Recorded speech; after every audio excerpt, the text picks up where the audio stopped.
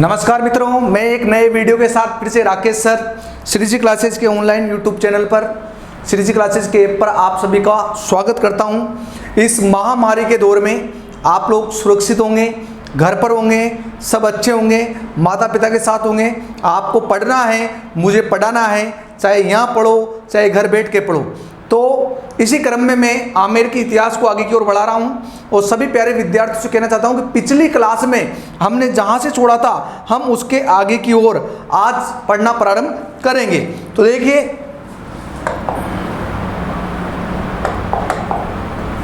पिछली क्लास में हमने पढ़ लिया था बिशन सिंह विष्णु सिंह नाम का एक आमेर की राजगद्दी पर बैठता है। उसके दो पुत्र होते हैं, एक का नाम विजय सिंह होता है, एक का नाम जय सिंह होता है। विजय सिंह को जय सिंह के नाम से पहचाना गया क्योंकि औरंगजेब ने उसकी बहादुरी देखकर उससे कहा कि तेरा नाम विजय सिंह नहीं हो सकता, तेरा नाम जय सिंह होगा। उसने कहा कि भाई साहब आप कहोगे जो ही रख लेंगे, कोई दिक्कत वाली बात नहीं है, नाम रखने में क्या है। तो देखो सभी प्यारे बच्चों, एक बार ध्यान से आप देखोगे और देखना,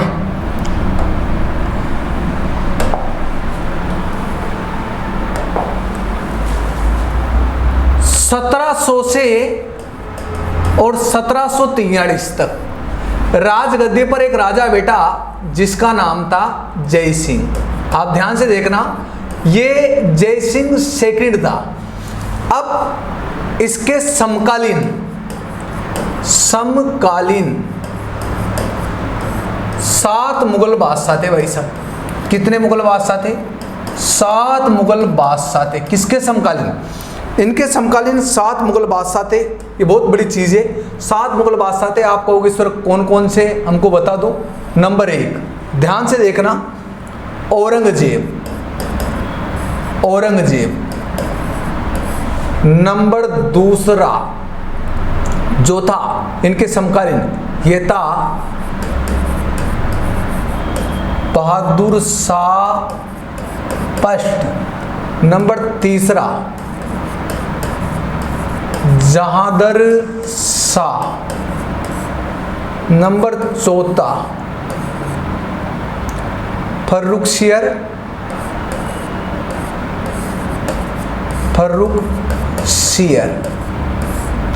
नंबर 5 रफी उद दरजात। और नंबर 6 रफी उद्दौला। और नंबर 7 था मोहम्मद शाह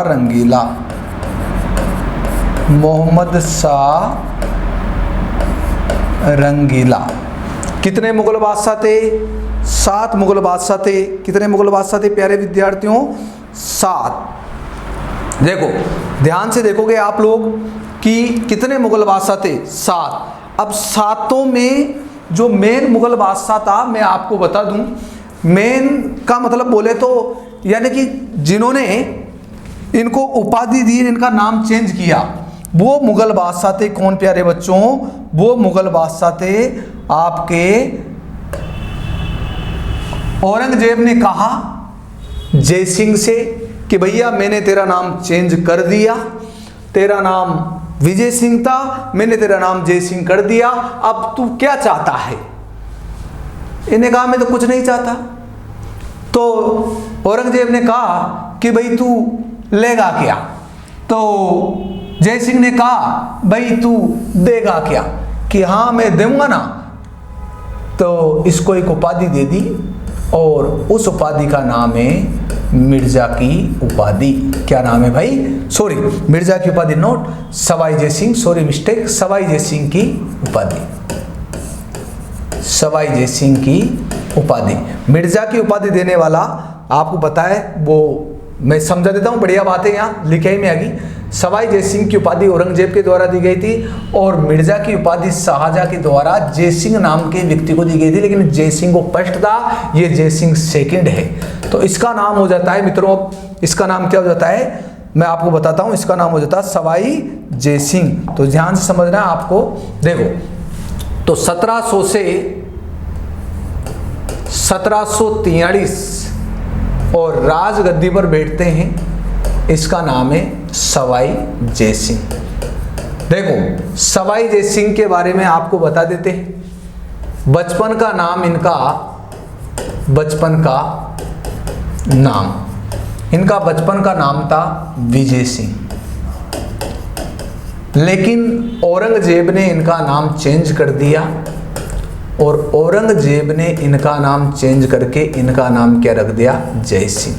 ये जय सिंह सेकंड है और इन्हें ही औरंगजेब ने कौन सी उपाधि दी गई थी, सवाई की उपाधि दी गई थी। इस कारण यहां से आमेर के राजा क्या लगाएंगे, सवाई की। तो आप लोगों को हम बता दें, सवाई जय सिंह जब राजगद्दी पर बैठा था तो औरंगजेब के पुत्रों के मध्य, औरंगजेब के पुत्रों के मध्य उत्तराधिकारी का युद्ध हुआ। मध्य उत्तराधिकारी, वही राजगद्दी को लेकर उत्तराधिकारी के युद्ध प्रारंभ हो गए और उत्तराधिकारी का युद्ध हुआ। 1707 में एक युद्ध हुआ था औरंगजेब के बच्चों के मध्य, वो युद्ध था जाजऊ का युद्ध। और जाजऊ का युद्ध हुआ था यूपी में और इस युद्ध में लड़ने वाले इसके दो बच्चे थे, एक तो था आजम व दूसरा था मुज्जम। हम आपको बता दें कि इस युद्ध में आजम और मुज्जम के मध्य हुआ, ये जीता था कौन, मुज्जम। और इसमें सवाई जय सिंह ने किसका साथ दिया था, आजम का। किसका साथ दिया था। अब यही तो गड़बड़ कर दी, सवाई जय सिंह इसके पक्ष में लड़ा। अब सवाई जय सिंह जब इसके पक्ष में लड़ा तो जीता कौन, मुज्जम। और मुज्जम जीतने के बाद जब ये दिल्ली की राजगद्दी पर बैठा तो ये किसके नाम से बैठा, बहादुर शाह प्रथम के नाम से दिल्ली की राजगद्दी पर बैठा। और बहादुर शाह प्रथम के नाम से दिल्ली की राजगद्दी पर बैठते इसने डायरेक्ट अटैक कर दिया किस पर, सवाई जय सिंह पर, कि भाई तूने मेरे भाई का साथ क्यों दिया था युद्धों में, बता तेरे साथ क्या होगा। इसने कहा वही करो जो आपको मंजूर है। तो सवाई जय सिंह पर आक्रमण किया और सवाई जय सिंह को पराजित कर दिया और इसने आमेर का नाम रख दिया था मोमिनाबाद। तो आमेर का नाम, आमेर को जीतकर बहादुर शाह प्रथम ने आमेर का नाम क्या रखा था, मोमिनाबाद। क्या रखा था प्यारे बच्चों, मोमिनाबाद। देखो उत्तराधिकारी के युद्धों में ये जो राजपूत राजा है ये बीच में चक्कर में फोकट में पड़े थे। जीतता कौन था, साथ किसका देना था, ये इनको खुद पता नहीं था। ये जो भी बोलते थे उसके कहने पर साथ देने चले जाते थे। तो ये बहादुर शाह प्रथम मुज्जम के नाम से जाना गया था और मुज्जम बहादुर शाह प्रथम के नाम से राजगद्दी पर बैठा और इसने डायरेक्ट आमेर पर आक्रमण कर दिया और आमेर का नाम बदल कर क्या कर दिया प्यारे बच्चों, मोमिनाबाद कर दिया। क्या कर दिया, मोमिनाबाद। नेक्स्ट क्लास आगे की ओर देखते हैं। देखो ध्यान से देखना, सवाई जय सिंह आपके चल रहा है और सवाई जय सिंह में आगे की ओर मैं आप लोगों को ले चलता हूं। तो देखो बात करते हैं हम सवाई जय सिंह। तो 1700 से 1743 और ये सवाई जय सिंह। आगे की ओर चलते हैं हम। सवाई जय सिंह के बारे में मैं आप लोगों को बता रहा था कि सवाई जय सिंह निर्माता है, ये निर्माता है। आप कहोगे इसने क्या बनाया, ये निर्माता है जंतर मंतर। आप कहोगे गुरुजी ये जंतर मंतर क्या है गुरुजी, मैं बोलूंगा सौर वेदशाला। आप कहोगे गुरुजी ये सौर वेदशाला हम नहीं समझे, मैं बोलूंगा नक्षत्रों की शुद्ध सारणी। आप बोलोगे गुरुजी हम फिर भी नहीं समझे, मैं बोलूंगा कि धूप घड़ी। आप कहोगे हम फिर भी नहीं समझे, आप समझाइए सर, आप समझाइए ये क्या है, मैं बोलूंगा मेरे प्यारे हो, मेरे प्यारे बच्चों ये है मौसम का पूर्वानुमान लगाने की वेधशाला। मौसम का पूर्व अनुमान लगाने की वेधशाला, यानी कि राजस्थान में मौसम का पूर्वानुमान कैसे लगाया जाता है, मौसम के बारे में जानकारी कहाँ से प्राप्त की जाती है? तो मौसम की जानकारी प्राप्त करने के लिए इसने कितनी वेधशाला बनवाई थी? 5 वेधशाला बनवाई थी प्यारे बच्चों। सबसे पहले बनवाई थी दिल्ली, सबसे प्राचीन वेधशाला, सबसे प्राचीन वेधशाला प्यारे बच्चों, सबसे प्राचीन वेधशाला इसने उसके बाद में बनवाई थी प्यारे बच्चों। मैं आपको बता दूं, मैं लिख देता हूं यहाँ, जयपुर वाली को लिख रहा हूं। सबसे बड़ी वेधशाला, सबसे बड़ी 2010 में यूनेस्को ने विश्व धरोहर की श्रेणी में शामिल किया गया। नंबर 3री वेधशाला प्यारे बच्चों ये बनी थी मथुरा, नंबर 4 बनाई थी उज्जैन और नंबर 5 बनाई थी बच्चों वाराणसी। वाराणसी की जगह कभी कभार बनारस भी ऑप्शन में आ जाता है। तो सवाई जय सिंह ने मौसम की जानकारी प्राप्त करने के लिए कितनी वेधशालाओं का निर्माण करवाया था? 5 वेधशालाओं का निर्माण करवाया था। दिल्ली सबसे प्राचीन वेधशाला है, जयपुर सबसे बड़ी वेधशाला है, मथुरा, उज्जैन, वाराणसी, बनारस। एग्जाम में क्वेश्चन आता है सवाई जय सिंह ने किस जगह वेधशाला का निर्माण नहीं करवाया था? तो हम जानते हैं दिल्ली में करवाया था, जयपुर में करवाया था, वाराणसी में करवाया था, उज्जैन में करवाया था, मथुरा में करवाया था। बाकी एक ऑप्शन बार बार आता है कानपुर, तो वहां नहीं करवाया था। प्यारे बच्चों ये ध्यान रखना, सवाई जय सिंह निर्माता है, जंतर मंतर, शोध वेधशाला, नक्षत्रों की शुद्ध सारणी भी इसे बोलते हैं। अच्छा, सवाई जय सिंह ने और क्या बनवाया था मैं आपको बता देता हूं। निर्माता है सवाई जय सिंह, निर्माता है, निर्माता सुदर्शनगढ़, और सुदर्शनगढ़ का आज नाम क्या है? नाहरगढ़। निर्माता है सवाई जय सिंह, निर्माता है मावटा झील, मावटा झील भी इन्होंने बनवाई। किसने? सवाई जय सिंह। सवाई जय सिंह निर्माता है मावटा झील, और निर्माता है चंद्रमहल, और चंद्रमहल को क्या बोलते हैं हम? City palace. चंद्रमहल और सिटी पैलेस इनके निर्माता भी कौन है? ये आपके हैं कौन बच्चों? निर्माता कौन है? सवाई जय सिंह। बात करता हूं मैं सिटी पैलेस, सिटी पैलेस, यह बात करता हूं मैं सिटी पैलेस चंद्रमहल की। सवाई जय सिंह इसके निर्माता है, और निर्माता सवाई जय सिंह।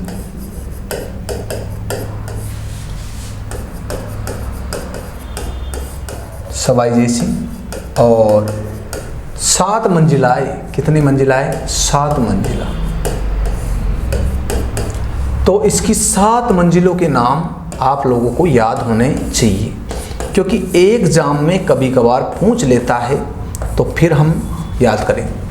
अब 7 मंजिलों का नाम आपको याद होना चाहिए प्यारे बच्चों। चलो आप लोग याद करके बताओ पहली मंजिल का नाम क्या है? तो पहली मंजिल का नाम है, पहले तो अच्छी होती है, तो प्रीतम निवास। अब आदमी जैसे ही प्रवेश करेगा किसी उस महल में, तो बोलो वह पहली मंजिल जो होगी, वह पहली मंजिल इतनी आकर्षक होगी कि उस महल की शोभा बढ़ाएगी। तो दूसरी मंजिल है शोभा। आप ध्यान से याद करते चलोगे इसको, शोभा निवास, शोभा निवास। अब शोभा बढ़ेगी तो जाहिर सी बात है इंसान को सुख मिलेगा, तो सुख निवास। अब जाहिर सी बात है इंसान को सुख मिलेगा तो उसकी छवि अच्छी रहेगी, और जिसको दुख मिलेगा उसकी छवि बेकार रहेगी। आप बताए वो तो है ना, छवि निवास, छवि निवास। अब आपको पता है कि जब छवि होगी तो उसका सिर गर्व से उठेगा, उठेगा ना भाई, और उसको सिर जब गर्व से उठेगा तो लोग उसे सम्मान से बोलेंगे, उसे लोग सम्मान देंगे, और जब उसको लोग सम्मान देंगे तो उसका जो सर है, उसका सर वो मुकुट के समान दिखाई देगा। मुकुट मुकुट मंदिर। ये 7 मंजिलें हैं सिटी पैलेस चंद्रमहल की।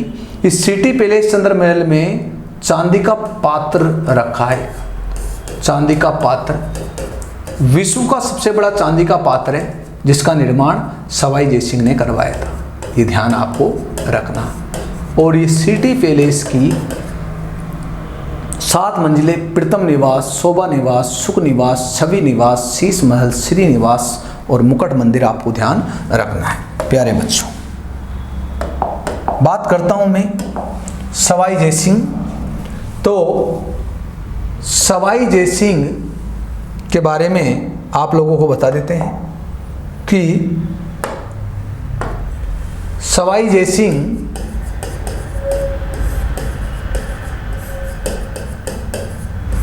ने 18 नवंबर 1727 को जयपुर की स्थापना की। जयपुर की स्थापना की। देखो, जयपुर की स्थापना करने वाला सवाई जयसिंह है ना, वास्तुकार, जयपुर नगर का वास्तुकार। तो जयपुर नगर का वास्तुकार है बंगाली ब्राह्मण, यानी कि बंगाली ब्राह्मण विद्याधर भट्टाचार्य। विद्याधर भट्टाचार्य, बंगाली ब्राह्मण विद्याधर भट्टाचार्य। और जयपुर नगर की नींव का पहला पत्थर, नींव का पहला पत्थर रखा था पंडित जगन्नाथ ने। पंडित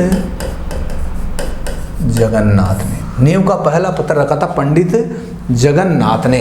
आपको बता दें हम कि जयपुर नगर की नींव रखी गई, ये जानकारी हमें बुद्धि विलास ग्रंथ से मिलती है। किससे मिलती है? बुद्धि विलास ग्रंथ से मिलती है। बुद्धि विलास ग्रंथ से जानकारी। और ये बुद्धि विलास ग्रंथ जो लिखा था प्यारे बच्चों, ये चाक्षु के बख्तराम लेखक चाक्षु के बख्तराम ने लिखा था, जिसमें जयपुर नगर की नींव रखने की जानकारी प्राप्त होती है। और ये किस ग्रंथ में होती है प्यारे बच्चों? ये होती है बुद्धि विलास ग्रंथ से। ये पता चलता है कि पंडित जगन्नाथ ने जयपुर नगर की नींव का पहला भाटा रखा था, जिसके लेखक है चाक्षु के बख्तराम। प्यारे बच्चों, ध्यान से सुनना और ध्यान से विचार करना और मनन करना मेरी बातों पर ध्यान से। जयपुर नगर के मैदानी भाग व जल निकासी का नक्शा। मैदानी भाग कैसा होगा? मैदानी भाग और जल निकासी कैसे होगा? तो जल निकासी और मैदानी भाग का जो नक्शा तैयार किया था वो किया था मेल कप स्पीड ने। किसने किया था? मेल कप स्पीड ने। ध्यान समझना, जल निकासी का नक्शा तैयार करने वाले कौन थे? आपके मेल कप स्पीड थे। और जयपुर नगर जर्मनी के एक शहर, जयपुर नगर जर्मनी के एक शहर, जयपुर जर्मनी के एक शहर की तर्ज पर बनाया। इसका मतलब होता है कि जयपुर नगर जो बनाया गया था जर्मनी का एक शहर है। शहर का नाम है द एल्ट। ध्यान रखना, क्योंकि परीक्षा में ऐसे क्वेश्चन विशेष करके पूछे जाते हैं। और द एल्ट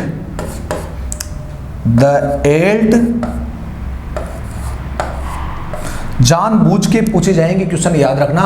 द एल्ट स्टड शहर का नाम है। आपको लग रहा है ये ऐसा भी नाम रहता है कि हाँ नाम है तभी तो लिख रहा हूं मैं, है ना। एड़लग,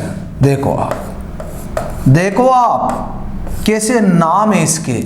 द एल्ट स्टड एड़लग। आप देखो कि नाम देखने में ही अजीब लग रहा है,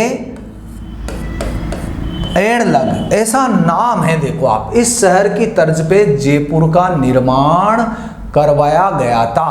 और आप लोगों को और बता देता हूं मैं कि जयपुर जो बसा था, तो आपने नाम सुना होगा विशंभैबर। देखो नहीं सुना हो तो झूठ माट मत बोला करो कि हाँ सुन रखा है, नहीं सुन रखा है तो मना कर दिया करो कि भाई नहीं सुन रखा।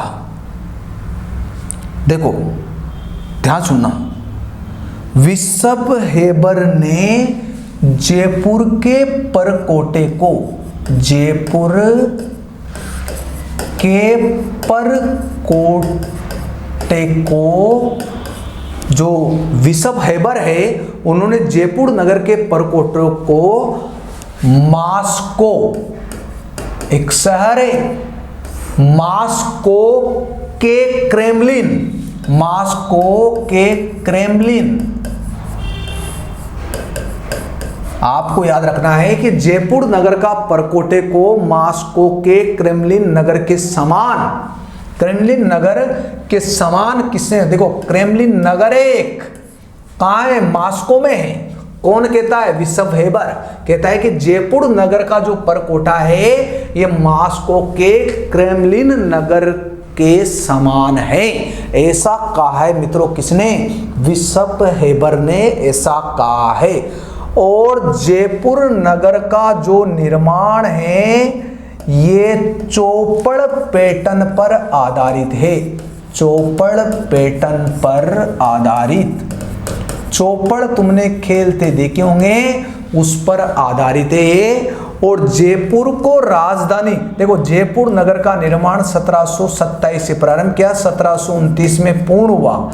और आपको बता दें कि जयपुर नगर को 1949 में एकीकरण के चौथे चरण में राजधानी बनाया, जो आज भी जयपुर राजस्थान की राजधानी है। और जयपुर को राजधानी श्री पी सत्यनारायण, श्री पी सत्यनारायण समिति की सिफारिश पर इन्हें राजधानी बनाया था। और ये आज भी हमारी राजधानी है। और ऐसा देखो, सीवी रमन का नाम तो आपने सुना होगा, अगर नहीं सुना तो अब सुन लो। सीवी रमन ने जयपुर को आइसलैंड ऑफ गैलोरी, आइसलैंड ऑफ गैलोरी कहा, गैलोरी कहा। इसका मतलब होता है आइसलैंड ऑफ गैलोरी कहा। रंगश्री का द्वीप, रंगश्री का द्वीप, रंगश्री का द्वीप कहा, आइसलैंड ऑफ गैलोरी कहा। कहने वाला कौन था भाई, ये था सीवी रमन। ये जयपुर स्थापना से संबंधित बात होगी मित्रों। आगे की ओर अपन चलते हैं, तो ध्यान से देखना, बड़े प्यार से देखना और बड़े विचार में इन चीज़ों को लाना और बड़ा सीखना। आप देखो, सवाई जयसिंह के बारे में हम आपको बताते हैं। सवाई जयसिंह जब जयपुर का राजा था, सवाई जयसिंह, और भरतपुर का शासक था चूड़ामल जाट, जिस समय की बात कर रहा हूं मैं, चूड़ामल जाट। और उस समय दिल्ली का राजा था मोहम्मद शाह रंगीला। अब ये मोहम्मद शाह रंगीला बार बार राजस्थान आता था, तो ये क्या फसलें बर्बाद करता था। तो चूड़ामल जाट ने इसके खिलाफ विद्रोह छेड़ दिया कि तू नहीं आएगा यहाँ आज के बाद, बार बार आता है तू, और सेना लेकर आता है और भरतपुर में घुसता है और फसलें बर्बाद होती है, तो आज के बाद यहाँ नहीं आएगा। इसने विद्रोह कर दिया और चूड़ामल जाट ने कहा कि अगर आज के बाद तो है ना भैया तेरे टांगे तोड़ दूंगा मैं, सीधी सी बात है, तू आएगा ही नहीं, कतई नहीं आएगा। उस समय फोन भी नहीं थे कि भाई फोन करके इसको बता दे कि यार ऐसी ऐसी मेरे सामने समस्या है यार भैया तू कुछ न कुछ कर। ये नहीं आया, अभी नहीं आया, बहुत दिन तक इसको पता चला यार क्यों नहीं आ रहा है। तो जब पता लगाया इसने सवाई जयसिंह ने कि धमकी दी इसको, ये इसलिए नहीं आ रहा, तो सवाई जयसिंह ने कूटनीति का प्रयोग किया चूड़ामल जाट के विरुद्ध। कूटनीति का प्रयोग, ध्यान से सुनना, कूटनीति का प्रयोग। देखो कूटनीति का प्रयोग किया और चूड़ामल जाट के भतीजे, इसका भतीजा था, भतीजे बदन सिंह को अपनी ओर मिलाकर, किसने? अपनी ओर मिलाकर डिग का शासक बनाया। डिग कहां पड़ता भरतपुर में? डिग का शासक बनाया और कौन सी उपाधि दी? व्रजराज की उपाधि दी। यानी इसने ऐसा काम किया, अब डिग भरतपुर में होके आएगा जाएगा कौन? मोहम्मद शाह रंगीला। अब मोहम्मद शाह रंगीला की कोई दिक्कत नहीं है, आराम से बदन सिंह के एरिया में होके आएगा। मोहम्मद शाह रंगीला का आवागमन बंद नहीं हुआ। इसने ऐसा काम किया, घर में घुस के दोनों चाचा भतीजाओं को लड़ा दिया और इसने डिग क्षेत्र ले लिया और डिग क्षेत्र का राजा बन गया। यहाँ होके आएगा मोहम्मद शाह रंगीला। अब मोहम्मद शाह रंगीला इसकी इस बात से इतना खुश हुआ और मोहम्मद शाह रंगीला ने इसको एक उपाधि दी। याद रखना ये उपाधि परीक्षा में आती है। उपाधि दी थी इसको बहुत अच्छी, राज राजेश्वर। राज राजेश्वर, मोहम्मद शाह रंगीला के द्वारा उपाधि राज राजेश्वर श्री, राज राजेश्वर श्री राजाधिराज, राजाधिराज, धीराज सवाई। राज राजेश्वर राजाधिराज, ये किसने दी? मोहम्मद शाह रंगीला ने दी। ये किसको दी? सवाई जयसिंह को दी। क्यों दी? जाटों के विद्रोह को दबाने के लिए। ये जाट कहाँ के थे?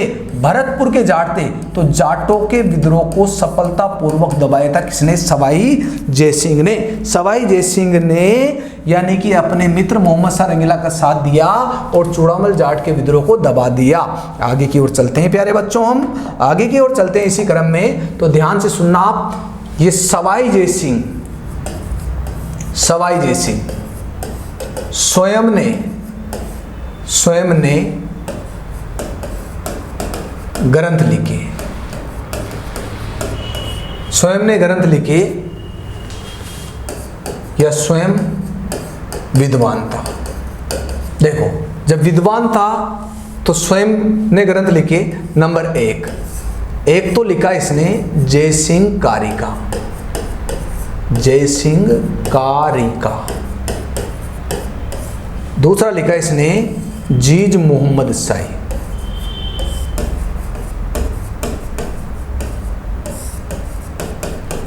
देखो जयसिंह कारिका जो ग्रंथ है ये ज्योतिषी विद्या का ग्रंथ है, ज्योतिषी अध्ययन के लिए, ज्योतिषी अध्ययन।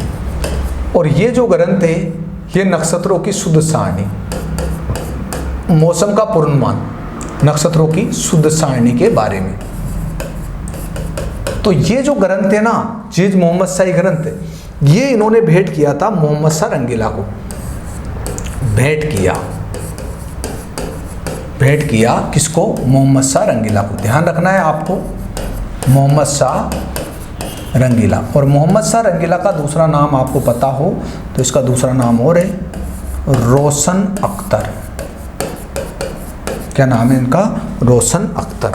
आप लोगों को बता देते हैं हम, ध्यान से सुनना बात को।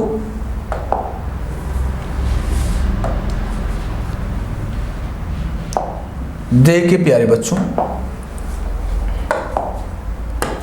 देखिए बात को ध्यान से समझना। देखो सवाई के दरबार में, सवाई के दरबार में कवि कलानिधि ने, कवि कलानिधि ने राम रासा ग्रंथ लिखा, राम रासा ग्रंथ लिखा। समझना आप, सवाई के दरबार में कवि कलानिधि ने राम रासा ग्रंथ लिखा। और ऐसा बताया जाता है कि आप देखिए मित्रों कितना महत्वपूर्ण क्वेश्चन है। आप गणित पढ़ते हो, रेखा गणित, अंक गणित, लेकिन आप लोगों को याद नहीं कौन सी गणित किसने लिखी मित्रों, आपको याद होनी चाहिए। तो मैं आपको बता दूं, ये देखना आप, यूक्लिड की रेखा गणित का, समझिए आप, यूक्लिड ने लिखी थी रेखा गणित, यूक्लिड की रेखा गणित का सवाई जयसिंह ने संस्कृत में अनुवाद करवाया, संस्कृत में अनुवाद। और संस्कृत में अनुवाद करने वाला जो व्यक्ति था ये पंडित जगन्नाथ था मित्रों। कौन था? पंडित जगन्नाथ था। सवाई जयसिंह ने यूक्लिड की रेखा गणित का संस्कृत में अनुवाद करवाया, और ये करने वाला कौन था? मैं आपको बता दूं, आपने बचपन में पढ़ी होगी लॉगरिथम सारणी। उस लॉगरिथम सारणी जो है, ये लॉगरिथम सारणी फ्रेंच भाषा में है, ये मूल फ्रेंच भाषा में है। और आपको बता दें कि मतीराम और जगन्नाथ दोनों ने मिलकर, मतीराम व जगन्नाथ दोनों ने मिलकर इसका भी काय में अनुवाद कर दिया, संस्कृत में अनुवाद कर दिया। और किस नाम से किया? विभाग सारणी, विभाग सारणी। ये संस्कृत में बहुत ही प्रकांड व्यक्ति थे ये, और संस्कृत के बारे में ये बहुत जानते थे। और आपको बता दें, सती प्रथा और विधवा पुनर्विवाह पर भी इन्होंने जोर दिया था। विधवा पुनर्विवाह पर भी सवाई जयसिंह ने जोर दिया था। ये आप लोगों को हम बता दें। तो सवाई जयसिंह के बारे में हम आपको बता देते हैं। सवाई जयसिंह के दरबार में कवि कलानिधि ने रामरासा ग्रंथ लिखा था। कौन सा लिखा था? राम। यूक्लिड भैया ने लिखी थी रेखा गणित, और यूक्लिड भैया की रेखा गणित को यानी संस्कृत में बदल दिया, और बदलने वाला व्यक्ति पंडित जगन्नाथ। और भैया लॉगरिथम सारणी जो बचपन से पढ़ते आ रहे हो तुम लोग, एंटी लोग वाली, ये फ्रेंच भाषा में लिखी हुई है, और मतीराम ने, जगन्नाथ ने इसको संस्कृत में बदल दिया। और किस नाम से बदल दिया? विभाग सारणी। सती प्रथा, विधवा पुनर्विवाह जैसी कुप्रथाओं को समाप्त करके अच्छी प्रथाएं, ये कुप्रथा सती प्रथा को बंद किया, और विधवा पुनर्विवाह पर इन्होंने जोर दिया। ऐसा करने वाले कौन है? सवाई जयसिंह ऐसे करने वाले। और आपको बता देते हैं कि 1740 में सिटी पैलेस, कहाँ बच्चों? सिटी पैलेस या सिटी पैलेस में इन्होंने अश्वमेध यज्ञ का आयोजन करवाया। और उस अश्वमेध यज्ञ का आयोजन करने वाले जो पुरोहित थे, वो पुरोहित थे पुंडरीक रत्नाकर, पुंडरीक रत्नाकर। और ये अंतिम हिंदू राजा था जिन्होंने अश्वमेध यज्ञ करवाया था, अंतिम हिंदू राजा। प्रथम पूछे तो वो थे पुष्यमित्र शुंग, अंतिम हिंदू राजा था जिसने अश्वमेध किया। और पुंडरीक रत्नाकर ने एक ग्रंथ लिखा था, जयसिंह कल्पद्रुम, जयसिंह कल्पद्रुम। देखो बच्चों ध्यान से देखना कि 1740 में सिटी पैलेस में एक यज्ञ का आयोजन करवाया, अश्वमेध यज्ञ संपादन करवाया। अश्वमेध यज्ञ करने वाला व्यक्ति था पुंडरीक रत्नाकर था, और पुंडरीक रत्नाकर ने ही जयसिंह कल्पद्रुम नामक ग्रंथ लिखा था। और सवाई जयसिंह अंतिम हिंदू राजा था जिसने यह अश्वमेध यज्ञ करवाया था 1740 के आसपास। हम आपको बता ही देते हैं, आगे की ओर बढ़ते हैं हम, और ध्यान से देखना प्यारे बच्चों। सवाई जयसिंह आपके चल रहा है, और सवाई जयसिंह के बारे में हम बता रहे हैं, आगे की ओर बढ़ते हैं। तो देखिए सवाई जयसिंह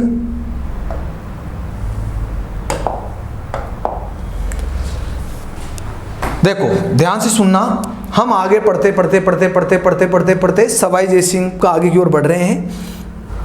तो ये सवाई जयसिंह,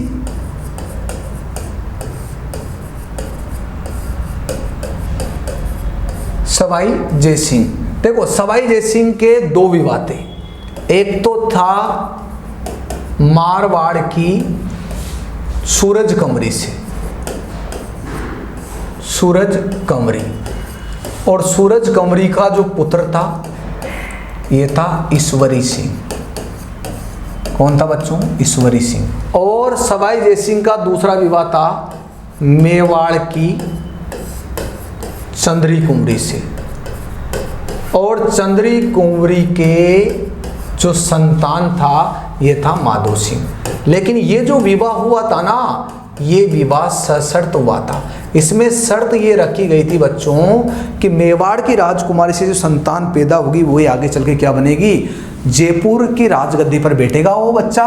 तो ये बैठना चाहिए, लेकिन होगा क्या वो आगे देखेंगे अपन। देखो, सवाई जयसिंह के ही काल में मराठाओं को भगाने के लिए एक सम्मेलन का आयोजन किया गया था 1740 में, सॉरी 17 जुलाई